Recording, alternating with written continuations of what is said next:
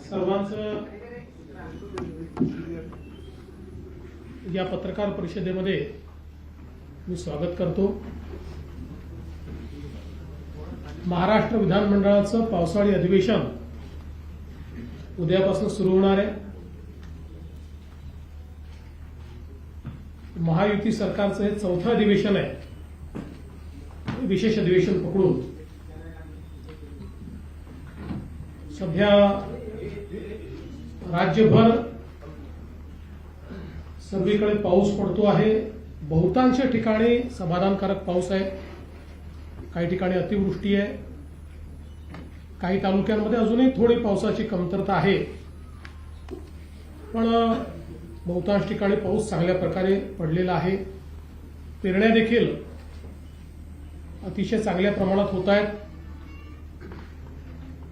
आणि बियाणं खतं वगैरे उपलब्ध असावीत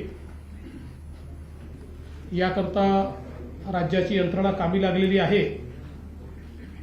विशेषतः खतांच्या संदर्भात काही जिल्ह्यातनं तक्रारी आल्या, त्या तक्रारी ॲड्रेस करण्याचं काम देखील चाललेलं आहे।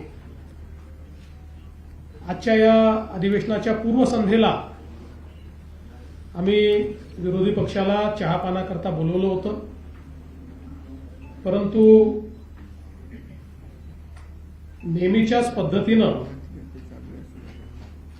विरोधी पक्षाने चहापानावर बहिष्कार टाकला आहे आणि हा बहिष्कार टाकत असताना त्यांनी एक भलं मोठं पत्र आम्हाला दिलेलं आहे। पत्र मोठं असलं तरी मजकूर मोठा नाही आहे। मागच्या पत्रातले जे मुद्दे आहेत तेच मोठा फॉन्ट त्या ठिकाणी टाकून त्यांनी दिलेले आहेत। एक दोन नवीन विषय फक्त त्याच्यामध्ये मांडलेले आहेत, पण मराठीचा विषय अत्यंत महत्त्वाचा असल्यामुळे मी त्यांच्या निदर्शनास आणून देतो की त्यांच्या पत्रामध्ये व्याकरणाच्या 24 चुका आहेत, पण काही हरकत नाही। बॉम्बे स्कॉटिश वगैरेमध्ये शिकल्यानंतर अशी परिस्थिती येते। आणि आज पत्रकार परिषदेला भास्कर जाधव काही दिसले नाहीत। मागच्या वेळी भास्कररावांची सही होती, आज ती सही पण पत्रावर दिसत नाही। तसं आजच्या सह्या बघितल्या तर 5-3-2 आहेत, म्हणजे उबाटाच्या 5 आहेत, अजून काँग्रेसच्या 3 आहेत आणि शरद पवार साहेबांच्या गटाच्या 2 सह्या आपल्याला पाहायला मिळत आहेत। आज वडेट्टीवार पत्रकार परिषदेत असं म्हणाले की आमच्या कामांना स्थगिती मिळाली। वडेट्टीवारांना अजूनही उद्धव ठाकरेच मुख्यमंत्री आहेत असं वाटत आहे, त्यामुळे ते स्थगितीच्या संदर्भात बोलले। पण त्याहीपेक्षा आज जितेंद्र आव्हाडांनी बोफोर्सची आठवण काढली। म्हणजे बोफोर्सचा घोटाळा झाला होता हे जितेंद्र आव्हाडांना मान्य असल्यामुळे त्यांनी आज बोफोर्स सारखे घोटाळे चालले आहेत अशा प्रकारे घरचा अहेर हा त्या ठिकाणी दिलेला आहे। आणि मला असं वाटतं की खरं तर कोणतीही कल्पकता, कुठलेही नवीन विषय, कुठलीही लोकाभिमुखता या ठिकाणी आपल्याला पाहायला मिळाली नाही। खरं तर आज आपण सगळे लोक या ठिकाणी जो हिंदीचा विषय आहे, आमच्याकरता तो मराठीचा विषय आहे, कारण राज्यामध्ये आम्ही मराठी अनिवार्य केली आहे, हिंदी ऑप्शनल केली आहे। कुठलीही भारतीय भाषा शिकता येईल अशा प्रकारचा निर्णय आम्ही घेतलेला आहे। पण तरी देखील झोपलेल्याला उठवता येतं, झोपेचं सोंग घेतलेला उठवता येत नाही, आणि म्हणून याचा थोडासा प्रवास हा आपल्या सगळ्यांना समजला पाहिजे असं मला वाटतं। खरं म्हणजे राष्ट्रीय शैक्षणिक धोरण सर्वात आधी कर्नाटकने लागू केलं, मग मध्य प्रदेशने, मग तेलंगणाने आणि मग उत्तर प्रदेशने। 21 सप्टेंबर 2020 रोजी महाराष्ट्राचे तत्कालीन मुख्यमंत्री उद्धव ठाकरेजी यांनी हे शैक्षणिक धोरण कशा प्रकारे लागू करायचं याकरता एक तज्ज्ञ समिती नियुक्त केली होती. 16 ऑक्टोबरला त्याचा GR 16 ऑक्टोबर 2020 रोजी उद्धवजींच्याच नेतृत्वाखाली हा GR निघाला आणि अतिशय नामवंत अशा प्रकारचे शास्त्रज्ञ अभ्यासक डॉक्टर रघुनाथ माशेलकर साहेबांच्या अध्यक्षतेखाली 18 लोकांची कमिटी तयार करण्यात आली. या 18 लोकांमध्ये कोण कोण होते? डॉक्टर सुखदेव थोरात, मुंबई विद्यापीठाचे कुलगुरू डॉक्टर सुहास पेडणेकर, SNDT महिला विद्यापीठाच्या कुलगुरू प्राध्यापक शशिकला वंजारी, डॉक्टर बाबासाहेब आंबेडकर मराठवाडा विद्यापीठाचे कुलगुरू डॉक्टर प्रमोद येवले, माजी कुलगुरू मुंबई विद्यापीठ डॉक्टर राजन मेळुकर, नागपूर विद्यापीठ माजी कुलगुरू डॉक्टर विलास सपकाळ, ICTचे माजी कुलगुरू प्राध्यापक GD जाधव, DY पाटील विद्यापीठाचे कुलपती डॉक्टर विजय पाटील, आंतरराष्ट्रीय सल्लागार नितीन पुजार, तंत्र शिक्षण संचालक डॉक्टर अभय वाघ आणि हैदराबाद सिंध नॅशनल कॉलेजिएट विद्यापीठ मुंबईचे कुलाधिकारी निरंजन हिरानंदानी, शासकीय अभियांत्रिकी महाविद्यालय पुणेचे संचालक भारत आहुजा, मराठवाडा वाणिज्य विद्यालय पुणेचे प्राचार्य देविदास गोल्हर, मुंबई विद्यापीठाचे सिनेट सदस्य मिलिंद साटम, पार्ले टिळक व्यवस्थापन महाविद्यालयाचे शिक्षण तज्ज्ञ डॉक्टर अजित जोशी, शिक्षा विद्या प्रबोधिनी हा महत्वाचा आहे, शिक्षा विद्या प्रबोधिनीचे संस्थापक विश्वस्त विजय कदम जे शिवसेनेचे उपनेते आहेत आणि शिवसेनेचे म्हणजे उभाटा सेनेचे, आमच्या शिवसेनेचे नाही, आणि उच्च शिक्षण संचालक डॉक्टर धनराज माने, अशा 18 लोकांची कमिटी ही या ठिकाणी तयार झाली. आता हे सगळेच मराठी लोक आहेत, नामवंत लोक आहेत, शिक्षण क्षेत्र समजणारे लोक आहेत. अशा लोकांची एक अतिशय चांगली समिती उद्धवजींनी तयार केली. 14 सप्टेंबर 2021ला या समितीने उद्धव ठाकरे साहेबांना 101 पानाचा अहवाल सादर केला. त्याचं जे DGIPRचं ट्विट आहे तेही माझ्याकडे आहे, हे आपण सगळे बघू शकता. तो अहवाल स्वीकारताना उद्धवजी दिसत आहेत, बरेच लोक दिसत आहेत, माननीय संपादकही उपस्थित होते पण फोटोत दिसत नाही आहे, आणि हा ट्विट त्या ठिकाणी करण्यात आलेला आहे. हे त्या संदर्भात त्यांचं वाक्य की याची लगेच आम्ही अंमलबजावणी करणार वगैरे ते सगळं हे प्रेसमध्ये त्यावेळी आलेलं आहे. आणि मग आपण जर बघितलं तर 15 सप्टेंबर 2021 च्या या बातम्या वगैरे आहेत, मी आता त्याच्यामध्ये जात नाही. आता या अहवालात काय म्हटलेलं आहे, या सर्व तज्ज्ञांनी काय म्हटलेलं आहे, तर या अहवालाच्या 8व्या प्रकरणामध्ये भाषेचा विषय आलेला आहे. पृष्ठ क्रमांक 56. आता पृष्ठ क्रमांक 56 वर अहवालामध्ये जो काही या ठिकाणी शिफारस त्यांनी केलेली आहे त्याच्याकरता एक उपगट तयार करण्यात आला होता, आणि त्या उपगटामध्ये कोण होते? भाषेच्या उपगटामध्ये डॉक्टर सुखदेव थोरात, नागनाथ कोतापल्ले, अजून काही सदस्य होते, पण यात भाषेच्या या उपगटामध्ये महत्वाचे सदस्य होते विजय कदम, उबाठाचे उपनेते विजय कदम हे या उपगटाचे नेते होते किंवा यातले प्रमुख होते. आणि यांनी काय शिफारस केली आहे, तर यांनी शिफारस अशी केलेली आहे की मुद्दा क्रमांक 8.1 इंग्रजी आणि हिंदी भाषा ही दुसरी भाषा म्हणून पहिल्या वर्गापासून लागू करण्यात यावी. 1ली ते 12वी असे 12 वर्ष विद्यार्थी इंग्रजी शिकतील तर त्याला इंग्रजी भाषेची जाण येईल आणि आवश्यक पुस्तके वाचता येतील अभियांत्रिकी, वैद्यकीय आणि अन्य तांत्रिक व्यावसायिक अभ्यासक्रमांसाठी ते सज्ज असतील. उच्च शिक्षण संस्थांमधून मराठी शिकवण्याला प्राधान्य द्यावेच लागेल, पण त्याच वेळी इंग्रजी आणि हिंदी ही दुसरी भाषा पहिल्या वर्गापासून ते 12वी पर्यंत सक्तीची करण्यात यावी. आवश्यकता भासत असेल तर महाविद्यालयीन शिक्षणाच्या 3 किंवा 4 चौथ्या वर्षाच्या पदवी अभ्यासक्रमामध्येही हिंदी सक्तीची करावी. आता कोणी म्हटलंय, उद्धवजींनी तयार केलेल्या समितीमध्ये ज्यात उबाठा सेनेचे उपनेते हे सदस्य आहेत, त्यांनी केलेली ही शिफारस आहे. खरं म्हणजे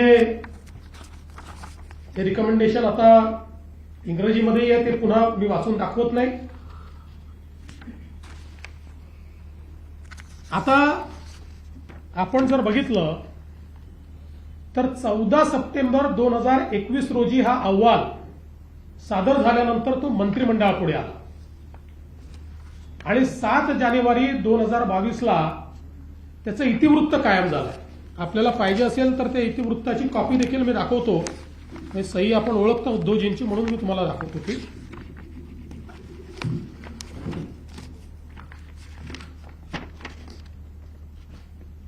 या ठिकाणी उद्धवजींची सही आहे.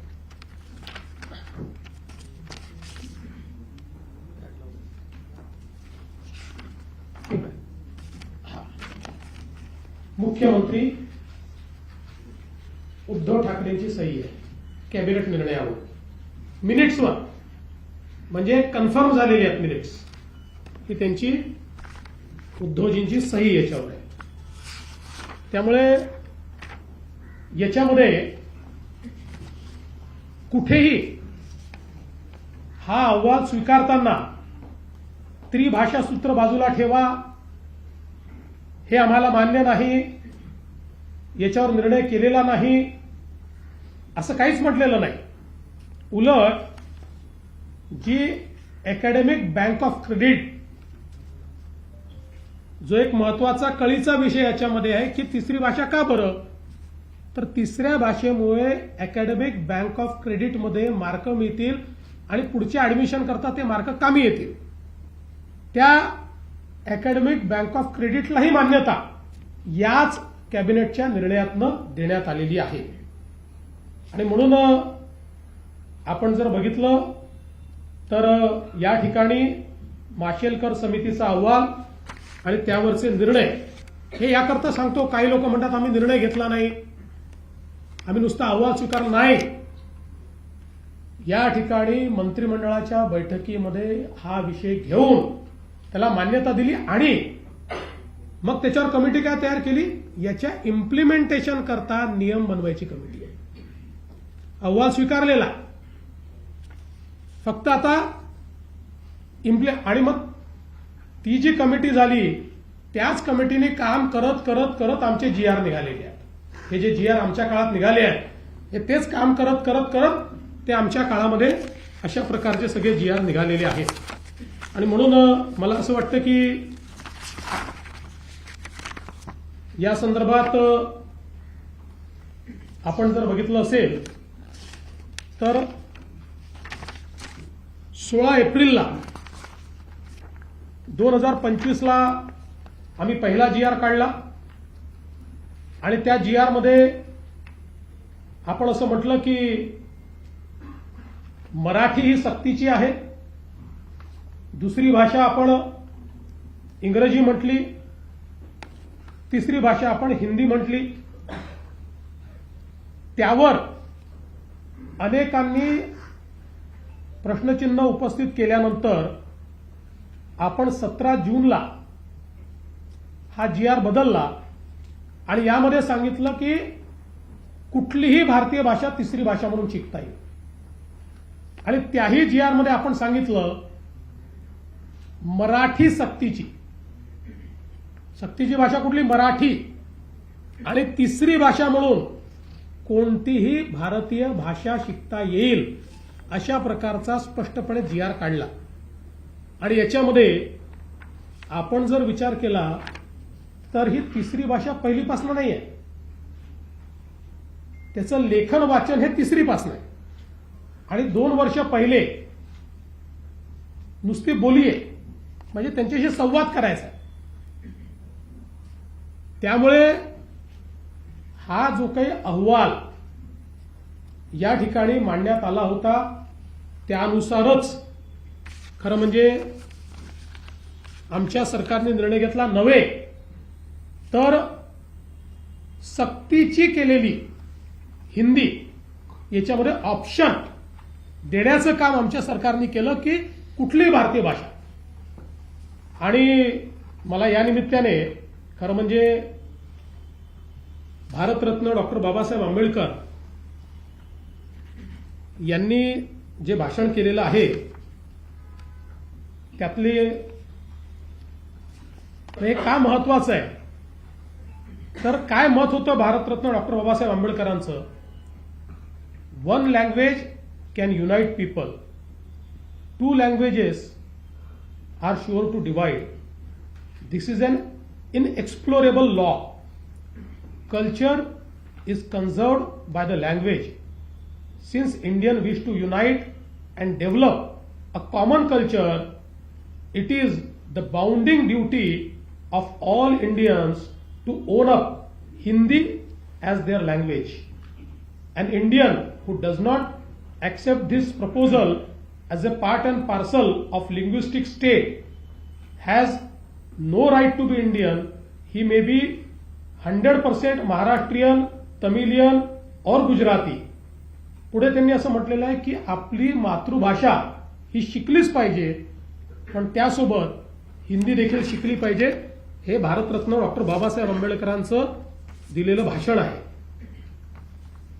तथापि आज ज्या प्रकारे नेहमीच्या पद्धतीनं आपणच निर्णय घ्यायचे, बरं या मंत्रिमंडळामध्ये त्यावेळेची संपूर्ण शिवसेना होती, उद्धवजी त्याचे प्रमुख होते, शरद पवार साहेबांची पार्टी पूर्णपणे त्या ठिकाणी होती आणि काँग्रेस पार्टी पण होती. या सगळ्यांनी मिळून याला मान्यता दिली, आम्हीच नव्हतो.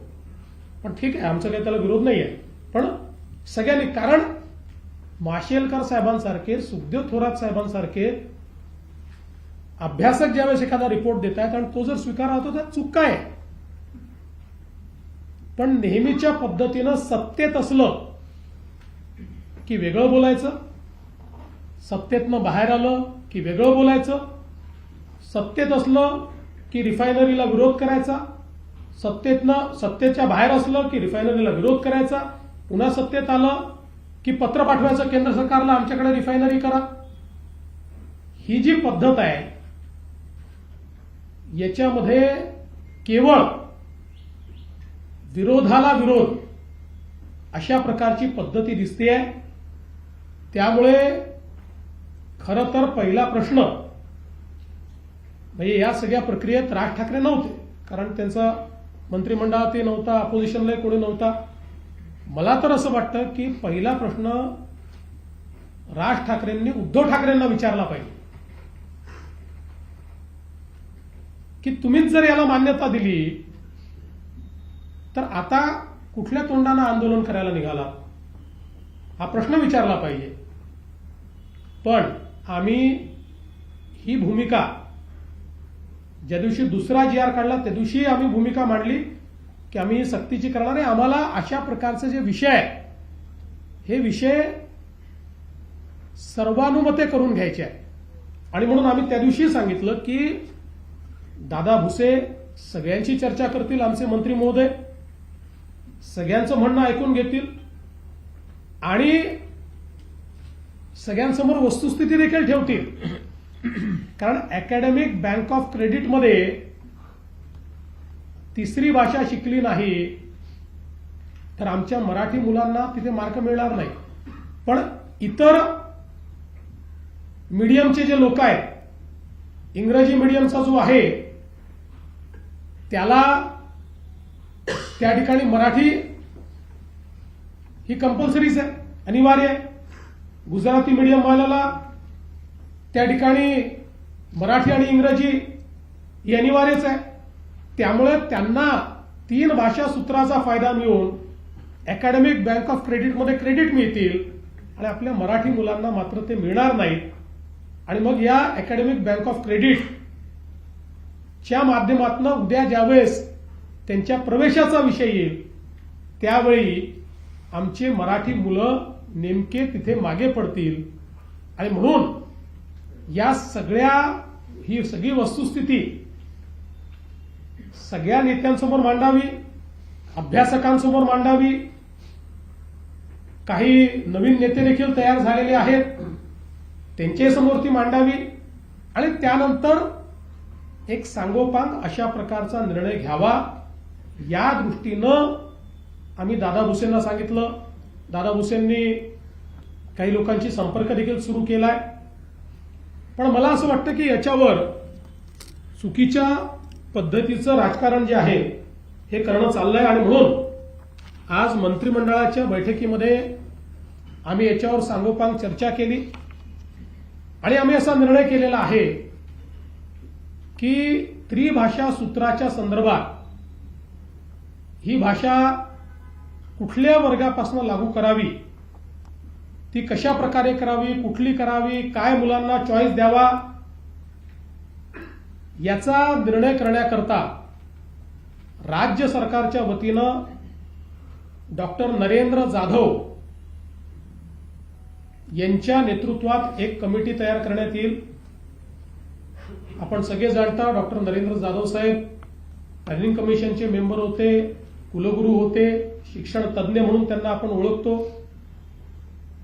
त्यामुळे त्यांच्या नेतृत्वामध्ये एक समिती या ठिकाणी तयार केली जाईल. त्यात काही सदस्य अजून असतील, त्यांची नावं लवकरच घोषित केली जातील. आणि या समितीचा रिपोर्ट आल्यानंतरच त्रिभाषा सूत्र त्या रिपोर्टच्या आधारावर या ठिकाणी लागू केलं जाईल. आणि म्हणून 16 एप्रिल 2025 आणि 17 जून 2025 हे दोन्ही शासन निर्णय आम्ही रद्द करण्याचा निर्णय घेतलेला आहे. हे दोन्ही शासन निर्णय या ठिकाणी रद्द आम्ही करतो आणि ही नव्याने समिती तयार करतो. ही समिती त्रिभाषा सूत्राच्या संदर्भातलं सगळं सूत्र माशेलकर कमिटीच्या अहवालाचा अभ्यास करेल. ज्या लोकांचं याच्यावर दुमत आहे त्यांचंही म्हणणं ऐकून घेईल आणि त्यानंतर आपल्या विद्यार्थ्यांच्या हिताचा काय निर्णय आहे तो निर्णय या कमिटीच्या माध्यमातून येईल आणि मग तो राज्य सरकार स्वीकारेल आणि त्यानुसार पुढची कारवाई केली जाईल. अशा प्रकारचा निर्णय आज आम्ही मंत्रिमंडळामध्ये घेतलेला आहे. आमच्याकरता मराठी आणि मराठी मुलगा किंवा विद्यार्थी हा महत्वाचा आहे. आमची नीती मराठी केंद्रित असेल. आमची नीती ही मराठी, आमचा जो विद्यार्थी आहे त्या विद्यार्थी केंद्रित अशा प्रकारची आमची नीती असेल. याच्यामध्ये आम्हाला कुठल्याही प्रकारचं राजकारण जे आहे ते राजकारण करायचं नाहीये. खरं म्हणजे उद्यापासून जे काही अधिवेशन सुरू होणार आहे या अधिवेशनामध्ये एकूण 12 विधेयके आम्ही प्रस्तावित केलेली आहेत आणि संयुक्त समितीकडे पाठवलेलं एक जे जनसुरक्षेचं विधेयक आहे ते आता कमिटीने त्याचा रिपोर्ट दिलेला आहे आणि अतिशय सांगोपांग चर्चा करून एकमताने तो रिपोर्ट आलेला आहे. त्याच्यामुळे त्या रिपोर्टवर आता आधारित चर्चा होऊन हे विधेयक देखील या अधिवेशनासमोर असेल. त्यामुळे एकूण जुनं एक प्रलंबित विधेयक, एक संयुक्त समितीचं विधेयक आणि 12 प्रस्तावित विधेयके या सभागृहापुढे येतील. 6 अध्यादेश हे सभागृहाच्या पटलावर ठेवले जातील आणि एकूणच हे जे अधिवेशन आहे आमच्याकडे प्रचंड बहुमत असताना देखील आम्ही अधिवेशनातनं पळ काढणारे नाही. पूर्ण 3 आठवड्याचं अधिवेशन आम्ही घेतलेलं आहे. आमची अपेक्षा आहे की विरोधी पक्षाने या अधिवेशनामध्ये चर्चा करावी आणि त्यांच्या प्रत्येक प्रश्नाला उत्तर द्यायला आम्ही तयार आहोत. राज्याला विकासाकडे नेण्याकरता आमची महायुती उत्तम काम करते आहे आणि त्या दृष्टीनं या अधिवेशनात आमची पुढची ध्येय धोरणं देखील आम्ही त्या ठिकाणी आपल्यापर्यंत आपल्या मार्फत जनतेपर्यंत पोहोचवू. धन्यवाद.